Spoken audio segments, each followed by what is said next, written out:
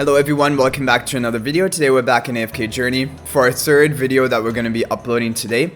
It is going to be a Battle Drills mini boss guide.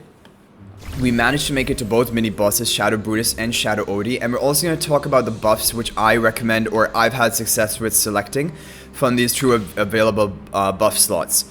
So looking at the first one here, Divine Punishment will allow normal attacks of allies to deal additional physical damage equal to a percentage of the target's max HP. But if we're talking about boss killers, like for example on Shadow Brutus, Shadow Odie, or even the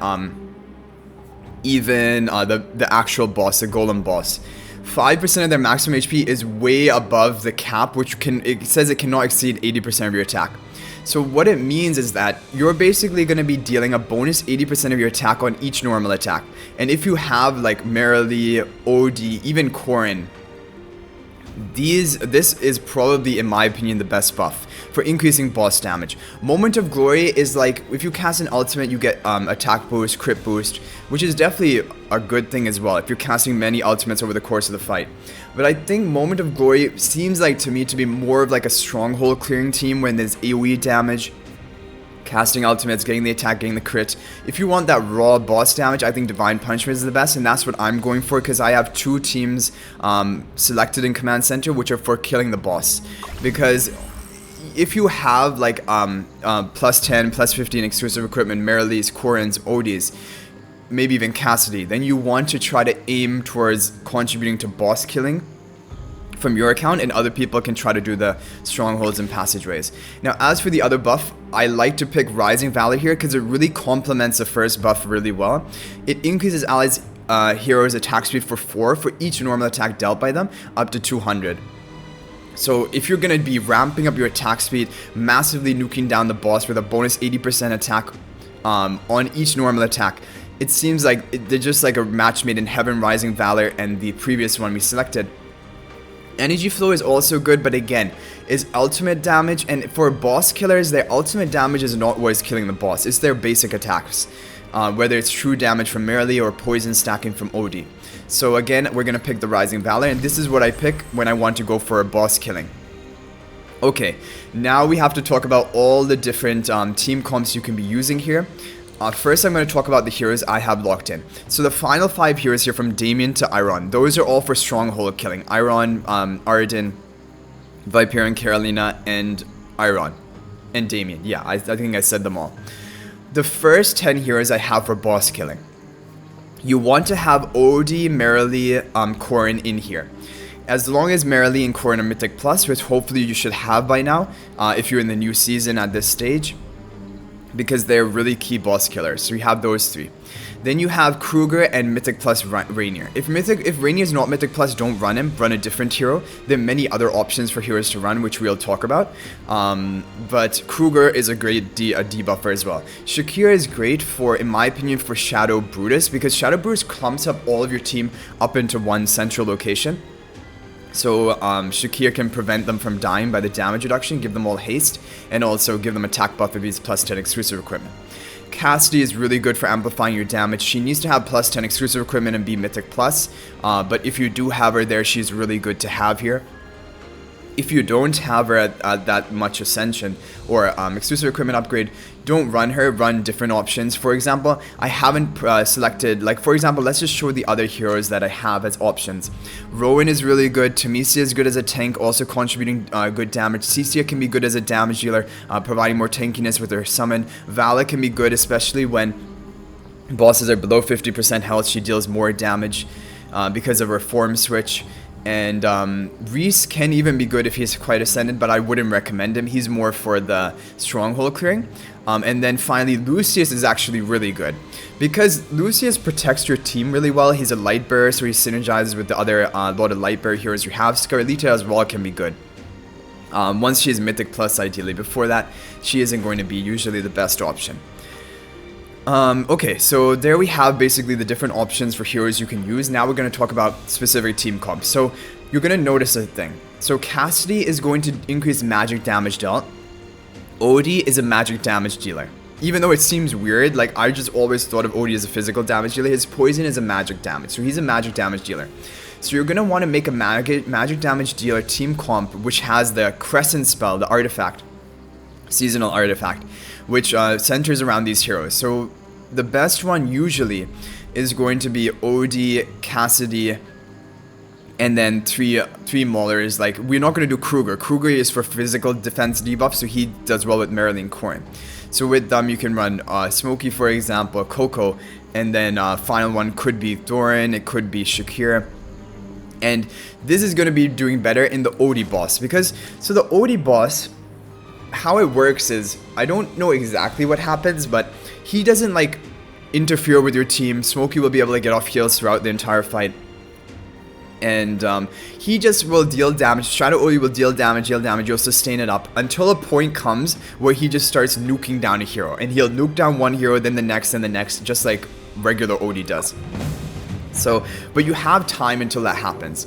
So, we're gonna go and try the... And Rainier is always a good option. Rainier actually is, the problem is, at Mythic Plus, you want to use him in both teams. The physical damage team and the magical damage team. Because he's such a good option. And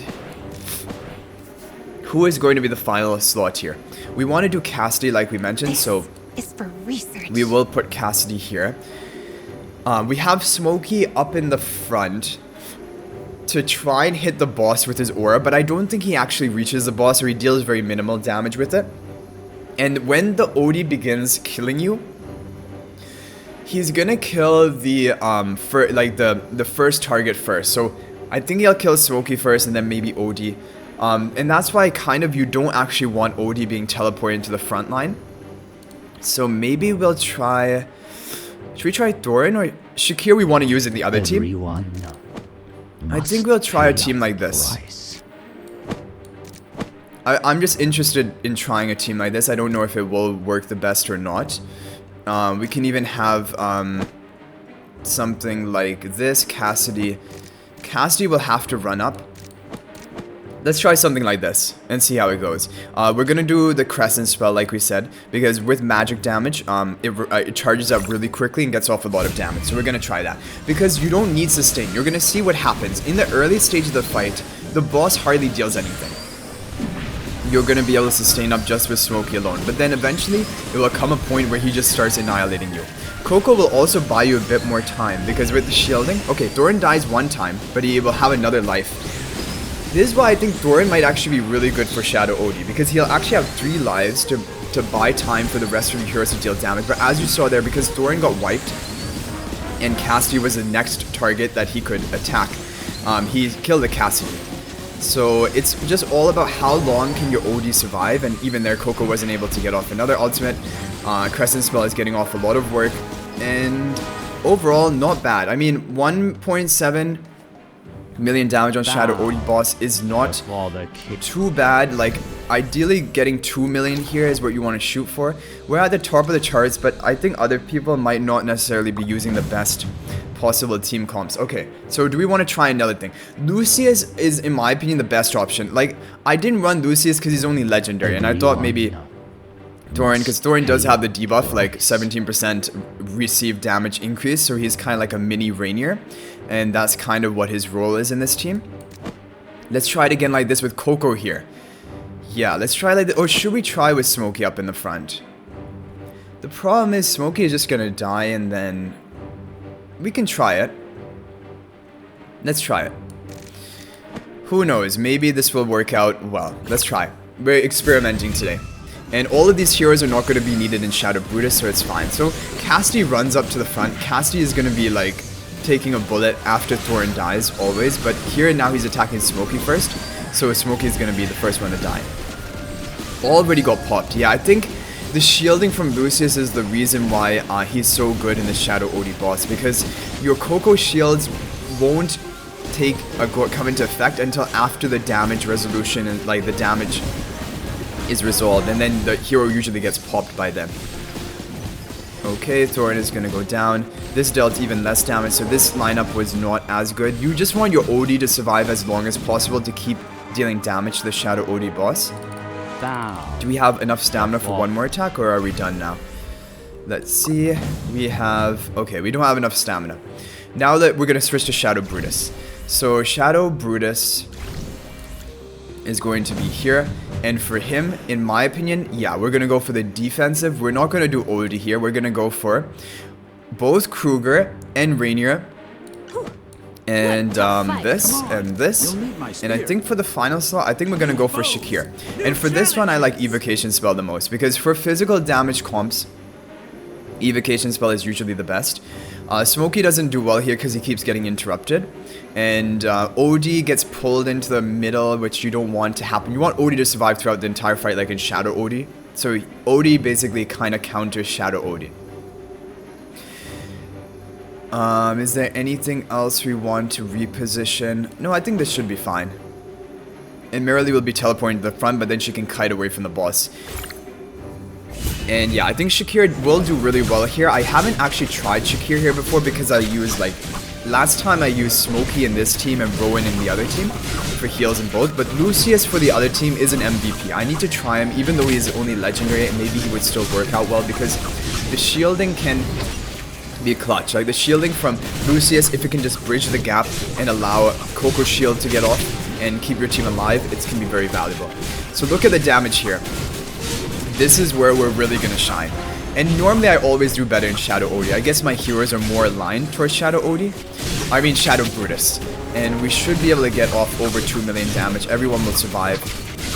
And the thing is, the longer the battle goes, the more and more damage we will be outputting. Because of our buff selection, which are increasing attack speed. Because it stacks up as you deal more and more normal attacks through the course of the fight. If you look at the damage, so Corrin got off quite a bit. We had the 2 former debuffs, Rainier Mythic Plus and the Kruger. And then we had the permanent attack buff from the Shakir onto the Kruger to increase his damage. But, you know, another option here could be run Temesia instead of Shakir. So it's really about which heroes you have. A lot of options are usable here. But the AoE nuke team, like the Iron one, do not use it on the bosses because... they're so good in Stronghold, they're really lackluster in the bosses. I did use it on the mini boss, or the main boss Golem, and I felt like it did pretty well. Like for some reason I'm remembering that, but I don't think he counts as an AoE target. He's only a single target. So I think save it for the Strongholds, you're just gonna be more effective that way. In this boss fight, it can also be really good if you have Coco, because if Coco can be plus 10 exclusive equipment and cleanse your stun on your heroes, but it's very like hit or miss and it has to happen at an exact point for it even to get value. So I still think Coco is better in the other team with the shielding as long as you have another shielder like Lucius alongside her. So again, we should be able to get off over 1.9 million damage, which is not bad. We could have tried Quick Blade spell here. Do we have one more attack? If we have one more attack, I really want to try Quick Blade spell, but I feel like we might be done. Yeah, we're done. Okay, but Quick Blade spell is another option because we didn't really need the survivability of Evocation, and Quick Blade will be another physical defense debuff. So try with Quick Blade. I actually think Quick Blade is better. I don't know why I did Evocation spell. So anyway, hopefully you don't make that mistake. You can try with Quick Blade. We still get off high damage. Corvo used almost the same. So this is the thing, right? Corvo used all of his damages, Odie, Merrily, and Corrin. But it's better to separate Odie into the magic damage team and Corrin, Merrily into the other team. And still you can get off high damage with the Kruger debuff.